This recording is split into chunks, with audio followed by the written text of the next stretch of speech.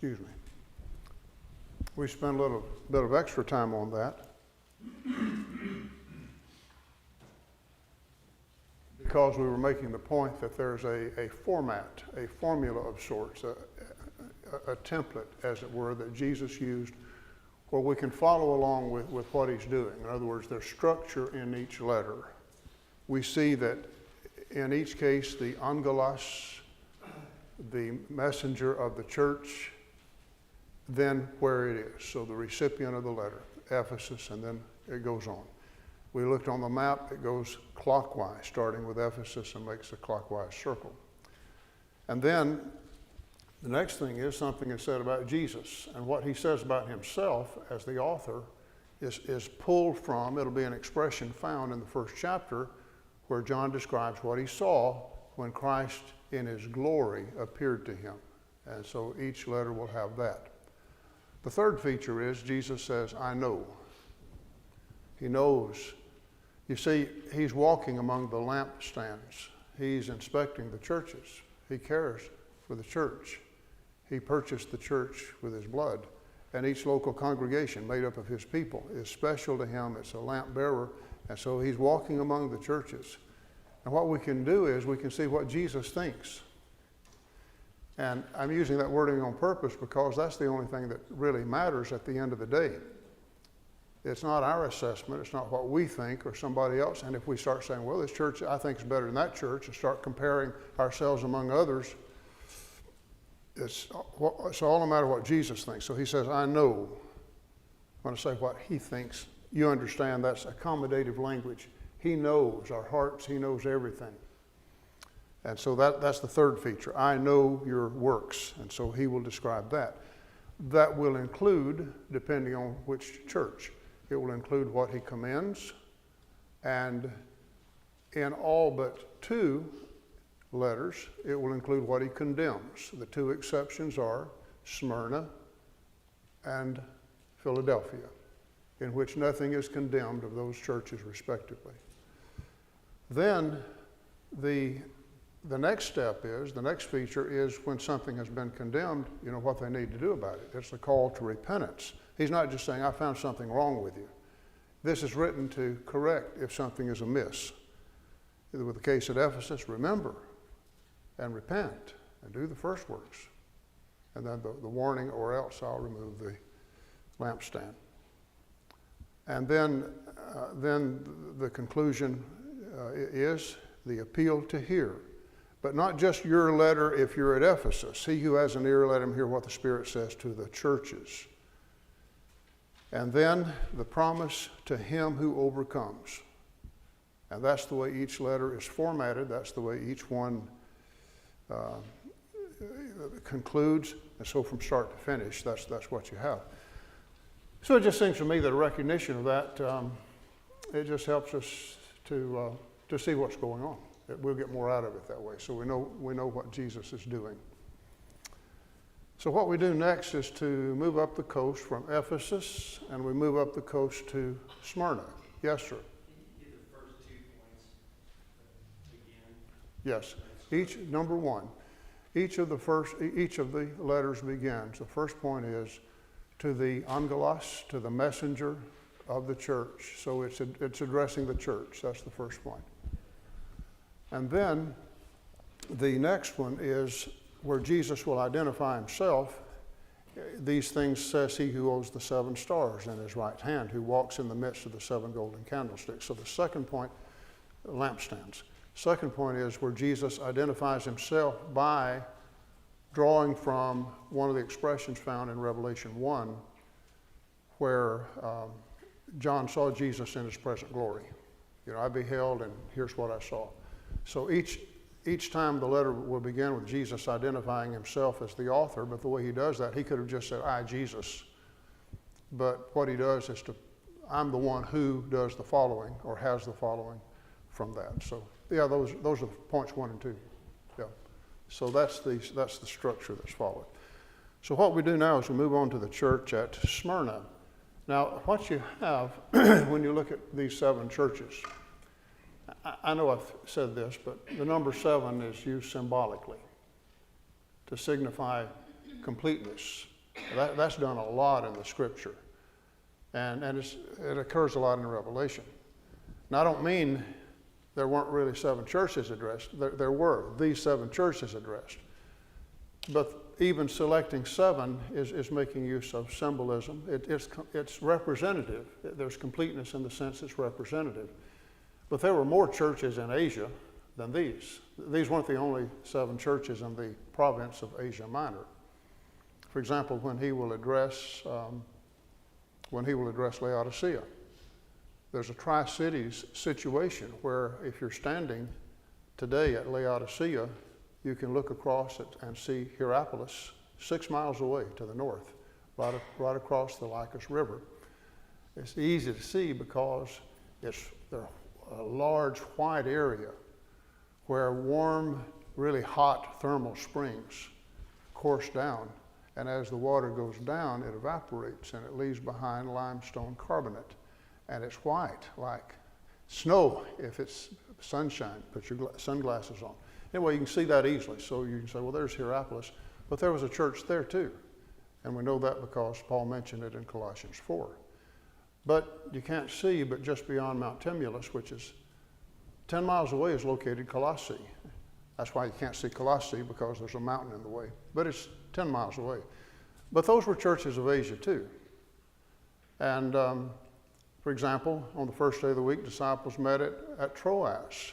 That was a congregation. That's in the province of Asia. So there were other congregations that we know of from the Scripture, but 7 are selected representatively. So the next one, though, is Smyrna. Now, what I start to say is when you look at these 7 that are mentioned, and you go there today, and all of these are sites that can be visited today. They've been identified for a long time. Some have been excavated, some have not. But what you see is different situations. Ephesus, you wouldn't believe how much is there to see. But at Colossae, only now, just now, have they gotten permission to begin to excavate. So it's just a tell.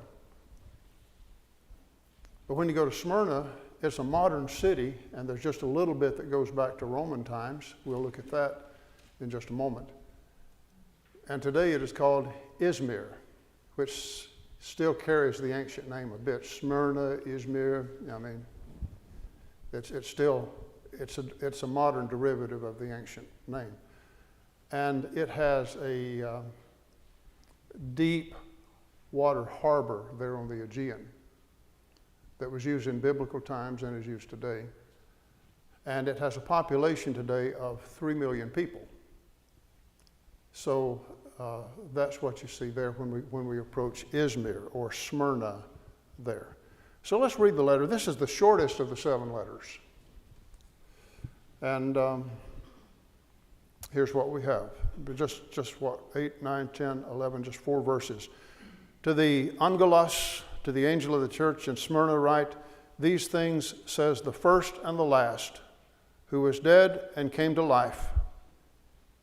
I know your works, tribulation and poverty, but you are rich. And I know the blasphemy of those who say they are Jews, but are not, but are a synagogue of Satan. Do not fear any of those things which you're about to suffer. Indeed, the devil is about to throw some of you into prison that you may be tested, and you will have tribulation 10 days. Be faithful unto death, until death, and I will give you the crown of life. He who has an ear, let him hear what the Spirit says to the churches. And then here is the promise. He who overcomes shall not be hurt by the second death. At the end of the book, more is going to be said about the second death, the lake that burns with fire and brimstone. So that's the promise to the one that overcomes. So one of the things that we said was a real problem. And as I continue to study, I continue to read more information. The imperial cult in some of these Roman cities was really entrenched. And I mean by that places that were devoted to emperor worship. And we would do ourselves a disfavor to think, well, if you were a Christian and lived back there, you just say, well, I know that's wrong. Or you'd say, well, take it or leave it. These things don't really matter that much. It was really it was really one of those things where the pressure was applied, and a lot of pressure was made to the citizens. If you just do this as a sign of loyalty, you go in and you burn incense to Caesar, and everything's okay. And so Caesar, especially in some places more than others, was deified and was addressed as Lord and God, divine Augustus. And there were cities, and Ephesus was one of those, but cities also such as Smyrna, that competed for the designation of the imperial Neocorus, the temple warden, the temple keeper. In other words, we are recognized as an official center where emperor worship takes place. I took this photo in the Agora, the marketplace, where they have a lot of things that have been excavated there. This was found there on the site. And this is all caps in Greek, but the word as you transliterate, as is done in all caps, is Neocorus. And so if you were a Christian in the first century, this was in your face, and you were pressurized to take part in that. And so that was the case at Ephesus. It was the case at Smyrna. It was also the case at Pergamum. In fact, I have an inscription. I don't know that I have a photo of that tonight. But in Pergamum, where not only are they designated as the Neocorus, but they specify proudly that they were twice named Neocorus. And so they had that honor, and then someone else, and then again. So we've received this honor twice, like a trophy that a university has received twice, for their athletics or whatever. Except this was really considered a big deal, and churches, cities would compete for that. Okay, so we call this church, we looked at Ephesus as the church that left its first love. But when we consider Smyrna, this is what we're calling the poor church that was rich. And again, Jesus follows that format. And there are things that he commends, what he knows. Jesus knows their tribulation. And he knows their poverty, and he knows the blasphemy that they were enduring, which is, of course, speaking of persecution. Blasphemy is what you do with your mouth. It's railing speech. And persecution can take many forms. And as you're learning the Beatitudes, you all know the Beatitudes, right? There was something said about that Sunday night, and you got to know them in order. Devin's coming up with all kinds of difficult things, make it hard on everybody. You not only have to know it, but know it in order. But when you get to number 8 of the Beatitudes, blessed are those who are persecuted for righteousness' sake, for theirs is the kingdom of heaven. And then the next verse says, blessed are you when men shall revile you and persecute you and say all manner of evil against you falsely for my sake, for great is your reward in heaven. But notice Jesus is talking about persecution, but he says when they shall revile you, persecute you, and say all manner of evil against you for my name's sake. Now, persecution in the case of Antipas, which is going to come up in verse 13, he was a martyr. He was put to death. So we think of that as a form of persecution. But this is too, blasphemy, railing speech, accusation against Christians. So Jesus says, I know all that. And it's really comforting just to know that there will never be anything that a child of God goes through that Jesus doesn't know. And so that Satan, who is the father of lies, Jesus said he's a liar and the father thereof in John chapter 4. John chapter 8, I meant to say. He would have you believe that no one cares. And no one knows how you feel. And no one knows how you're hurting or what you're going through and all that kind of thing. And that's never true. First of all, ordinarily there are a lot of people that do care. But the Lord always cares. And Jesus always knows. And to me, it's just comforting to know that Jesus knows what you're going through. He knows what I'm going through. He knew what the brethren at Smyrna were dealing with. So tribulation, that's the word kind of used interchangeably with with the word persecution, especially in the Pauline epistles. And their poverty. And just briefly, a couple of things I'd say about that. Number one, there's a misconception that even in the religious world that people have, that if you work hard and behave yourself, that you're going to be rich, that you'll always have plenty, that you'll not have difficult times financially. Well, that's really not true. Now, what is true, if a person doesn't work, and he can do things that he can use poor judgment and every time there's a decision and spend poorly and not save, and a person can do a lot of things to put himself in poverty or being poor. But the Bible does not promise that God's children are always going to be prosperous. And here's a passage that's talking to faithful Christians who are not being punished, and the word poverty is used. That's not the only time. In 2 Corinthians chapter 8, when Paul is writing to the Corinthians to follow up on their promise to lay by in store and help with the needs of the saints in Jerusalem, he said, you were the first to promise, but now it's time to make sure you complete the doing of it. But anyway, he says, you know what you've done, the Macedonians have heard about what you're doing, about this effort, and they besought us with much entreaty that they too could have part in this grace. And he says this they did not as we hoped, but they first gave themselves to the Lord. Their giving was so generous, but here's what he says, that out of their deep poverty, that they gave abundantly. Deep poverty. Now, the thing is, in deep poverty, they had more than the objects of benevolence, which was the saints at Jerusalem.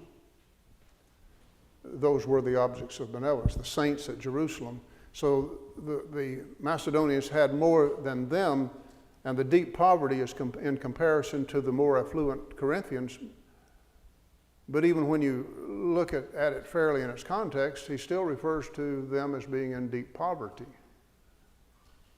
And so it is a misconception to think that Christians will not go through times of financial difficulty, even when they're being faithful to the Lord. We don't want to have that misconception. But number two, there's a reason that we can see that's going on here.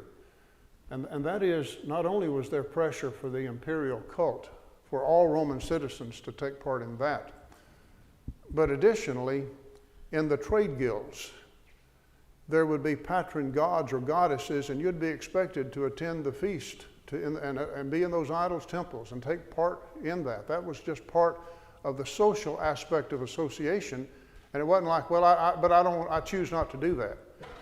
If you were in the union, if you were in the trade guild, it would be a requirement, and if you say, well, I don't want to do that, then you'd probably be out of work. And I say that because every indication is that in Smyrna, a harbor city with the land routes from the east converging with the sea routes in the Aegean, there was much work there to be found. But for a Christian, it sometimes would be, as we say, slim pickings. And so it's not that, you need to try harder and you'll have a job there. He's talking about their present reality was that they were poor. And yet they were laying up treasures in heaven. You're poor, but you are rich. They weren't like that rich fool that said, what will I do? I'll tear down my barns and build greater barns and have much goods to say to my soul, take your ease, eat, drink, and be merry. And Jesus told that, and he said that night he died. And the things that he had saved up, whose shall they be? And he says, so is everyone who is not rich toward God. And so these are people that are rich toward God. And those who say they are Jews, it's not enough to be a Jew outwardly, to be a Jew as a physical descendant of Abraham. We've spent a lot of time talking about that. And Romans chapter 2, 28 and 29 could just give you that reference that says he is not a Jew who is one outwardly, but one inwardly, whose circumcision is not of the flesh, but is of the heart. So those are the true Jews, the children of God Another text is Galatians 3:26 through 29. It's those, he says, are the heirs, those are the seed of Abraham, those that have been baptized into Christ. There's neither Jew nor Greek, bond or free, male or female. Okay.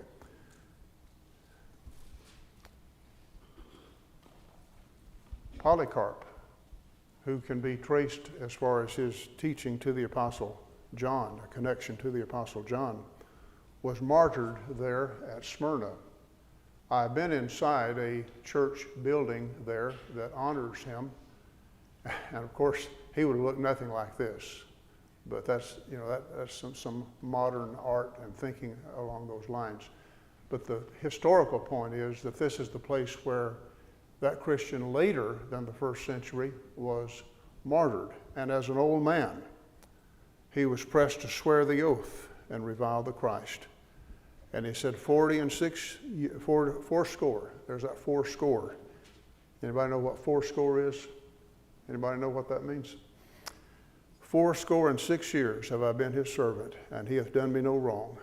How then can I blaspheme my King who saved me? This is an eyewitness historical record of what he said. And it is also said that the unbelieving Jews were the first to light the fires that burned him at the stake. So that gives meaning, be faithful unto death, and I will give you the crown of life. So here's a church that was rich. It's a poor church that was rich, economically destitute, spiritually rich. Their riches were in heaven. They were building for eternity. And I would also observe that what Jesus does not say is, I'm going to resolve all this. I'm going to find a solution to all these problems here. There's no promise to remove the difficulties. We all know how we are. I am and how you are. If you have a headache, you want it to go away. If we're in pain, we want it to be removed.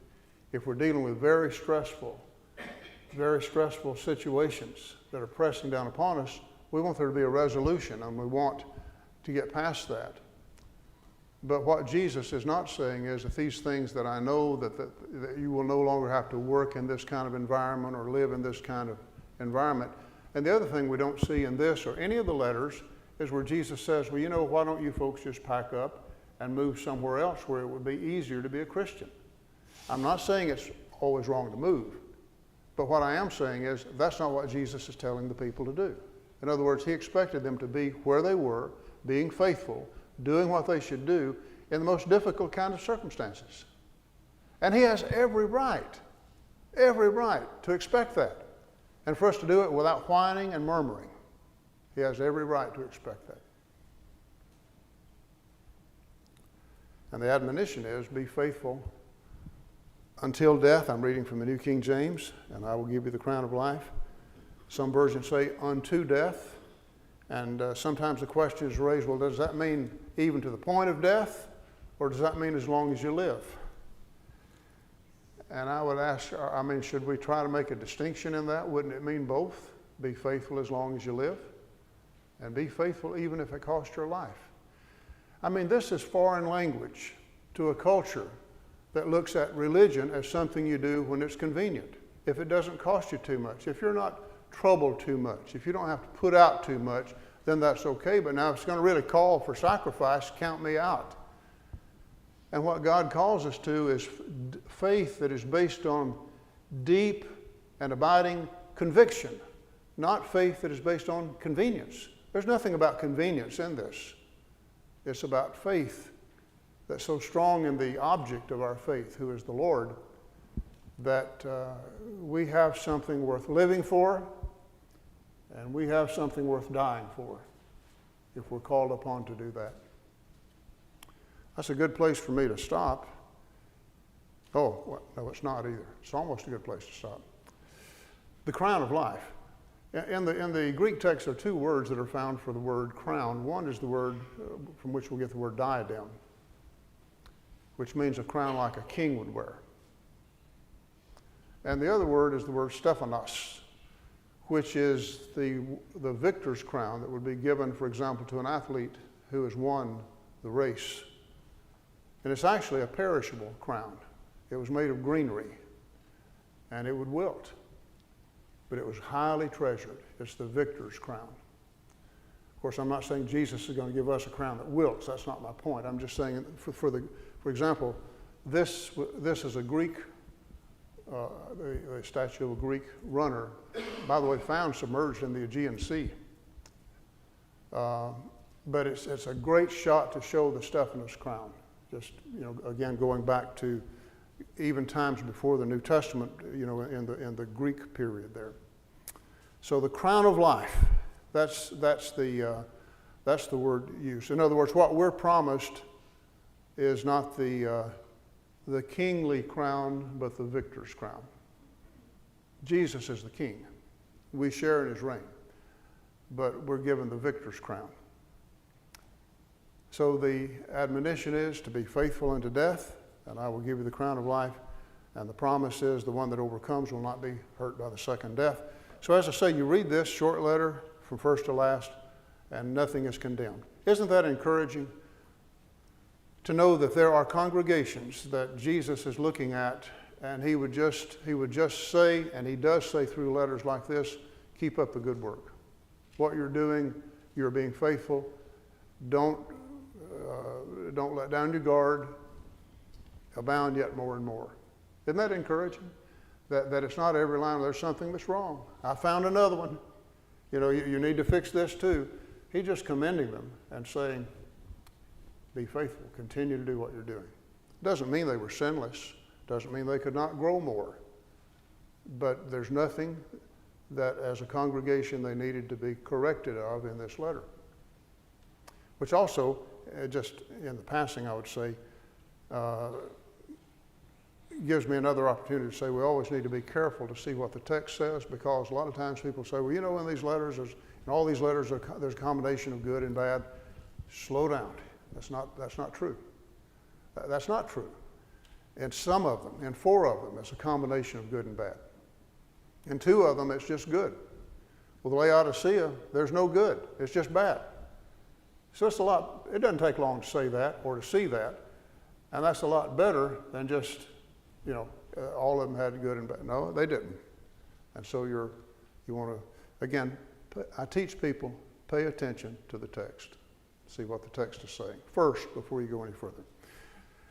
But having said that, this would be a good place to ask for comments or questions. Yes, sir.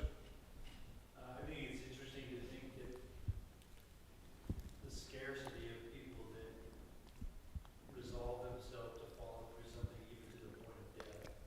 But we see that as Christians, to death, through death, but be faithful. But maybe in some occupations, maybe some in the military, maybe some serving positions or roles where their life is at risk, and they know that, but they carry it through anyway. But it's striking to me that people don't plan for something or resolve, I will stand on this, and even if it means my life. Yeah, my friend Joe Shane was telling a story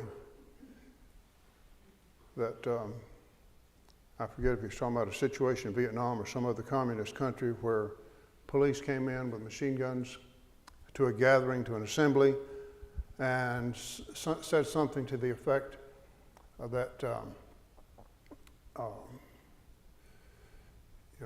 everyone that's, I forget how it was put, but it's like, if you're someone that is not a Christian, you need to leave here right now.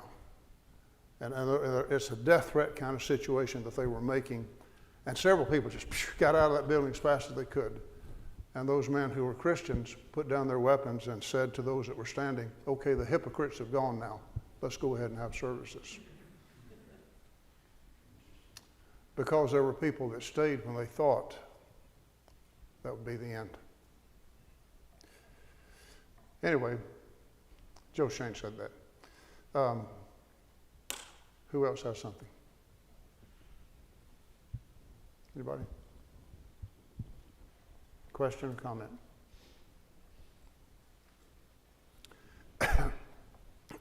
Excuse me. Are y'all saying you want to move up down the road a little bit? And so, let me get on past this. Okay, so here we go. We're going to Pergamum. Today the city is called Bergamos, and that's real close, isn't it?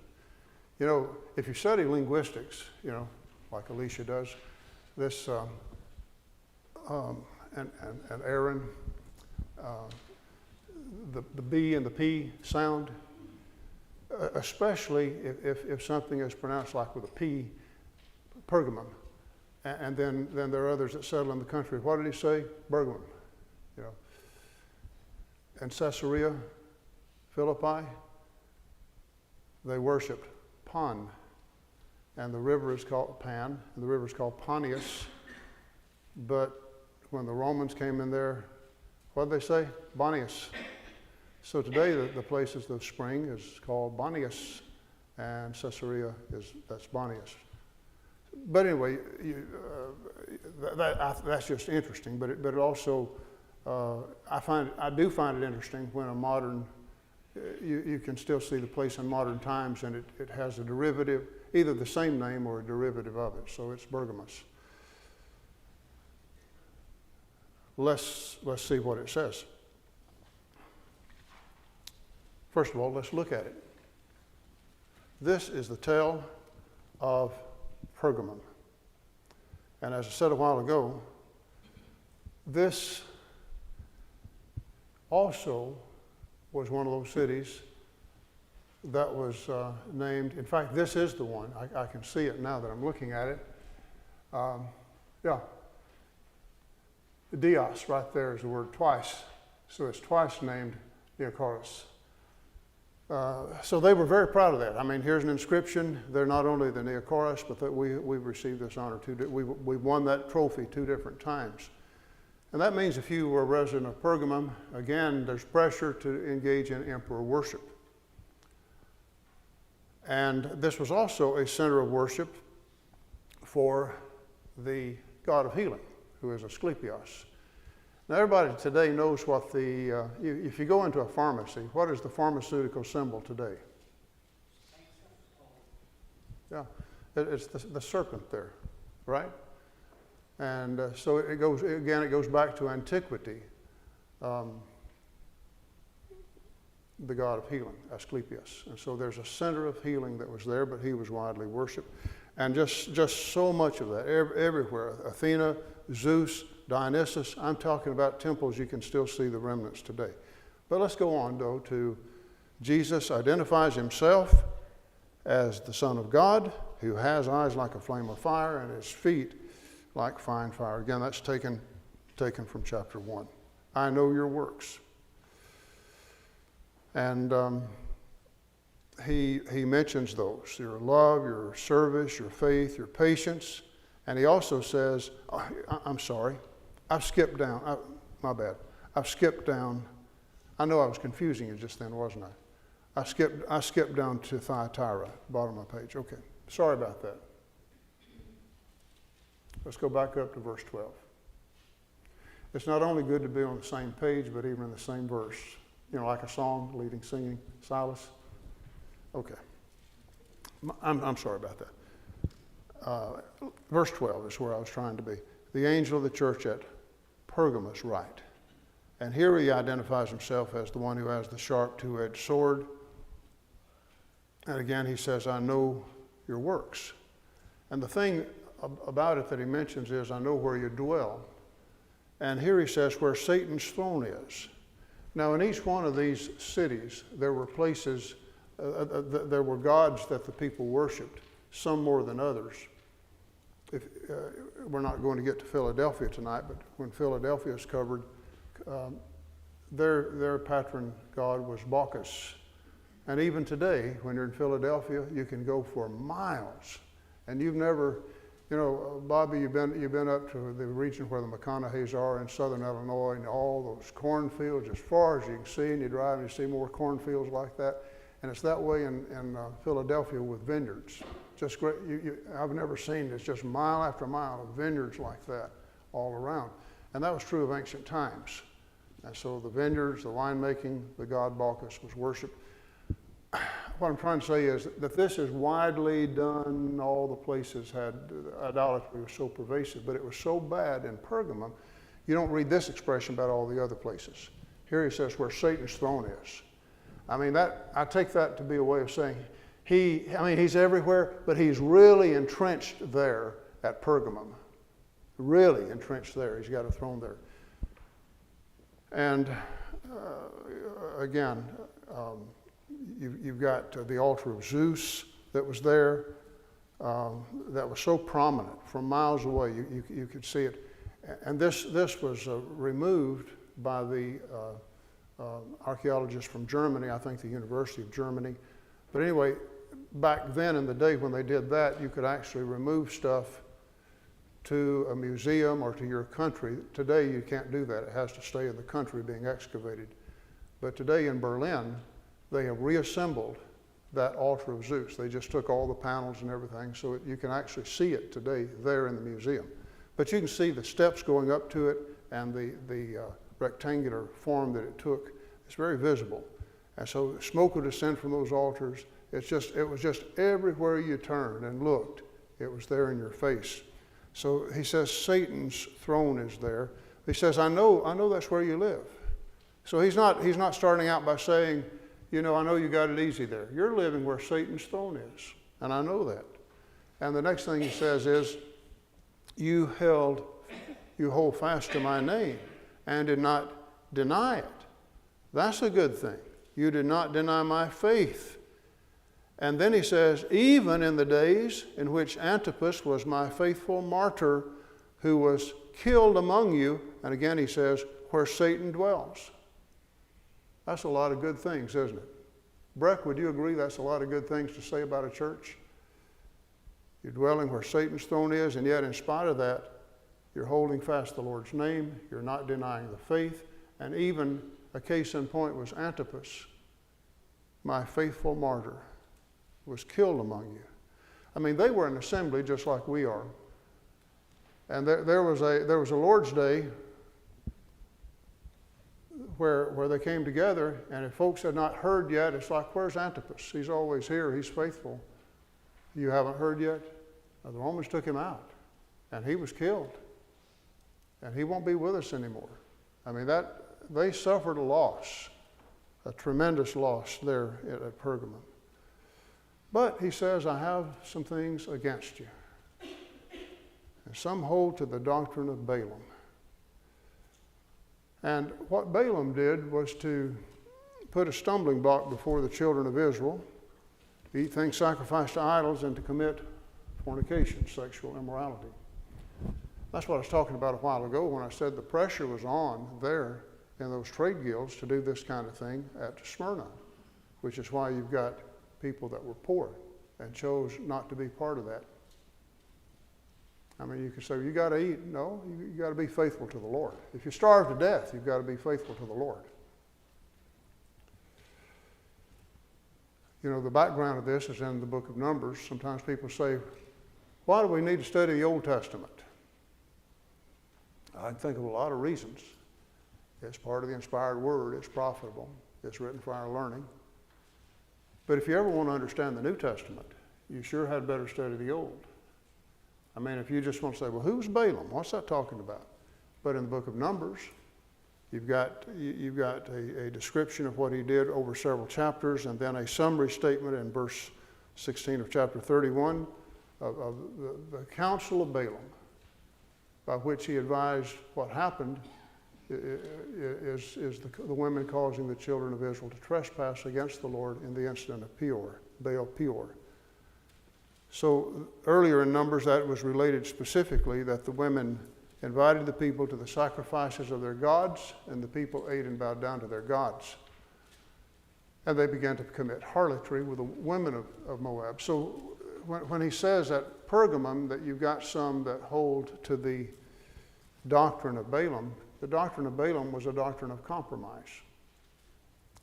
The doctrine of Balaam was that, you can be a child of God and still do these things. And, sometimes people still say that things of this nature would not affect your salvation. Psalm 106 tells us in verse 28, they joined themselves to the Baal of Peor and ate sacrifices made to the dead. So, Mark, what do you have, about 2 minutes maybe? Okay, good. So we'll finish up with Pergamum, and that'll be where we'll stop. Aaron has agreed to teach for next Wednesday night, so you know where we are. So that's the doctrine of Balaam. And some there at Pergamum were advocating that. And others, he said, were teaching the doctrine of the Nicolaitans. 2 Peter 2:15, Jude verse 11 mentions that. Some held to the doctrine of Balaam, but others endorsed the doctrine of the Nicolaitans. We don't know as much about them, but it's also apparently a doctrine of compromise. The thing is, you don't believe wrong and do right. Erroneous belief leads to wrong behavior. Proverbs 23:7, as a man thinketh in his heart, so is he. So you believe wrong, you're going to do wrong. If you believe the doctrine of Balaam, you'll act it out. So that's how we have admonitions like Proverbs 4:23, keep your heart with all diligence, for out of it are the issues of life. So repentance is the thing that must be done. And again, the warning is given. I say again, he's not telling these people that live next door to Satan to move somewhere else. And the promise is, he says, I will give you hidden manna. Again, there's Old Testament background on that. But what he's saying is that there's a far richer feast awaiting those who are faithful to the Lord. And a white stone, a new name. And Jesus gives us his name in 3:12. And anticipating in 1 John chapter 3, the time that we will be like him, for we shall see him as he is. Okay, the next letter will be Thyatira, and you can tell I was eager to get to that since I really jumped ahead to it anyway, inadvertently.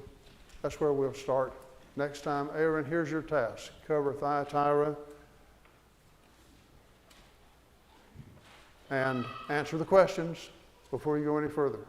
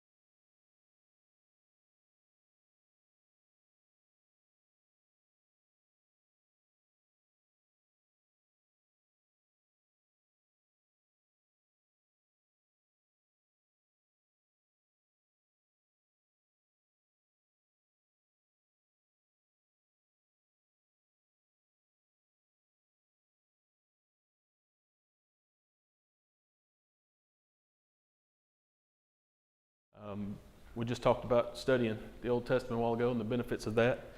But if we remember back in our Old Testament, when God called Moses, Moses offered excuses. He gave several excuses, actually. And to you and me, it sounded like pretty good excuses. One of them is like, I don't speak well. I can't articulate my thoughts very well. And I think a lot of us can sympathize with that.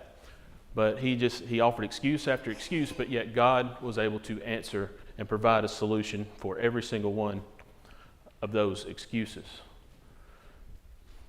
And so when we think about our spiritual life, when we think about our condition with God, whether it's obeying the gospel or or correcting our life, knowing that there's something going on in our life that we need to correct, and coming back to the Lord, we do the same thing. We offer these excuses. And God will always answer those excuses. He will always give a solution to those excuses. And so tonight, nothing new. We've heard these things before, but I think we need to reiterate them from time to time. And so let's look at a couple of those excuses that are very commonly given when it comes to our salvation and our condition with God. The first one of the most common is, I just don't feel like I know enough. And sometimes age can play a part in this. Younger ones, that may be the case sometimes. They may not know enough. They may not understand what they need to understand. But the fact is, there's not a whole lot that you've got to understand in order to respond, in order to make things right, in order to obey the gospel. And that simply is that we've got to understand that there is a problem. There's a problem out there. We have a holy God. We have a pure God that created us and wants us to be with Him. But yet we're not pure. We're not holy. We have sinned. We've caused a separation between us and God. And so we need an answer. There's no way we can fix that ourselves. But thankfully we have a God that has fixed it for us and has made a way and has made a provision for that to take place, and that is through His Son. And so if you want to think about that a little bit, probably the ultimate case of this in the Bible would be the Philippian jailer. This is a man who probably had never heard of Yahweh, much less Jesus. We read about others in the Bible, they at least had a Jewish background. This guy didn't know anything. And yet one night of study with Paul, and he obeyed the gospel. He and his entire house was baptized. He understood enough in one study to do what he needed to do. And hopefully that is a man that we will meet in heaven. So not knowing enough is not an excuse. It's not there. It's not enough of an excuse. Another one we hear a lot is, I'm not worthy, or I've done too much. I'm too evil, or whatever the situation might be. It's a real common one, right? Now, granted, I think a lot of times this one's a cop-out. But give you the benefit of the doubt.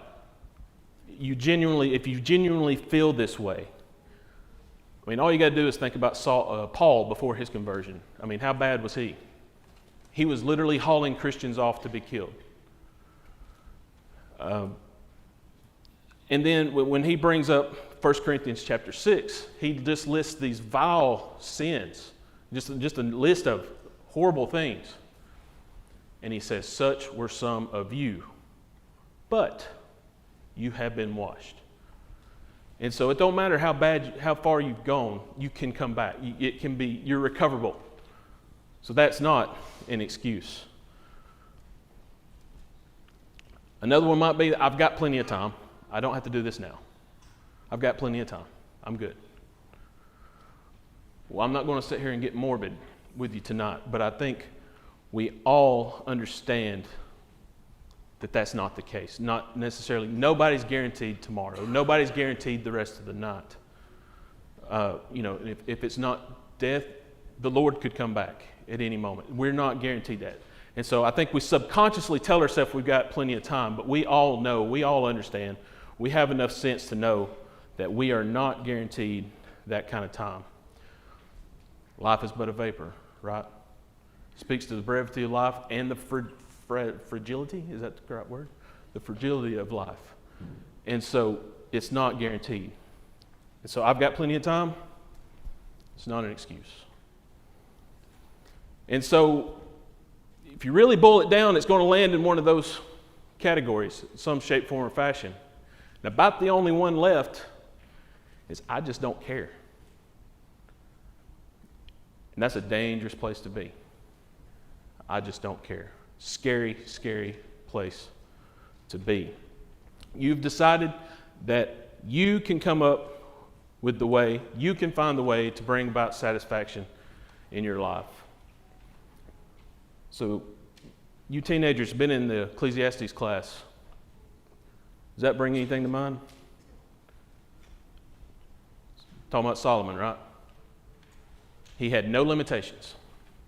Had everything, every resource possibly be available, he had it. So if anybody could pursue this path, he was the one that could pursue this path. And what was his conclusion? All is vanity. And then he does find the answer, doesn't he?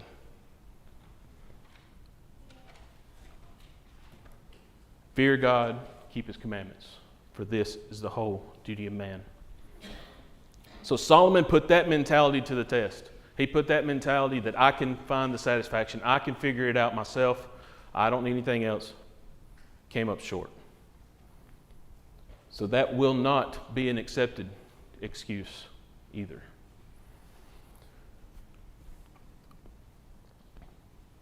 But God's here to help you.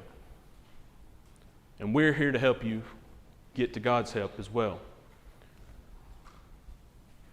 None of these excuses are going to work. So quit using them. Throw them away. There's no reason. It's time. It's time to take care of business. It's time to do what you need to do. So if there's any way that we can help you tonight, then please come forward as we stand and sing.